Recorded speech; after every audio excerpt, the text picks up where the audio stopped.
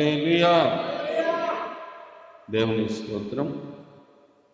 దేవుని కృపా కనికరమును బట్టి, ఆయన దీర్ఘశాంతమును బట్టి, ఆయన అనుగ్రహ ఐశ్వర్యమును బట్టి మరోసారి ఆయన సన్నిధానంలో కూడి ఇలా స్తుతించి ఆరాధించి మహిమపరచుటకు ప్రభువారిచ్చిన మంచి సమయాన్ని బట్టి మనమంతా దేవునికి స్తోత్రం చెల్లిద్దాం. హల్లెలూయా, హల్లెలూయా.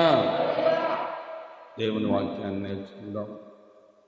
ఈరోజు మనకి ప్రభు బల్లారాధన కార్యక్రమం ఉంది.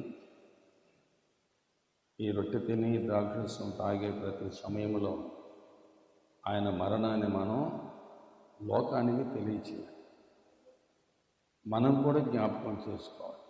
ఎందుకంటే ఆయన మరణం ద్వారా మనకు పాపక్షమాపణ కలిగిందని జ్ఞాపకం ఉంచుకోవడానికి, రెండవది లోకానికి తెలియచేయాలి ఎందుకు మరణించాడు, యేసుప్రభువు ఎందుకు చనిపోయాడని విషయం కూడా రక్షణ పొందని అనేక మందికి మనం తెలియజేయవలసిన భారం ఉంది. దేవుని స్తోత్రం. ఒకసారి మన బైబిల్లో యెషయా గ్రంథము 9వ అధ్యాయము 6వ వచనం చదువుదామా? ఎవరైనా చదవండి గట్టిగా. యెషయా గ్రంథం 9, 6వ వచనం.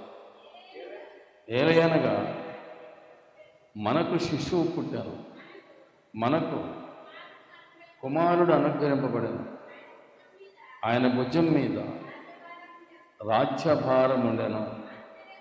ఆశ్చర్యకరుడు, ఆలోచనకర్త, బలవంతుడైన దేవుడు, నిత్యుడగు తండ్రి, సమాధానకర్తయగు అధిపతి అని అతనికి పేరు పెట్టబడింది. దేవుని స్తోత్రం. క్రీస్తు ప్రభు ఈ లోకంలో పుట్టక మునిపే సుమారు 700 సంవత్సరాల క్రితము యెషయా ప్రవక్త ద్వారా ప్రవచింపబడింది. పుట్టబోయే కుమారుడు బలవంతుడైన దేవుడని రాసింది.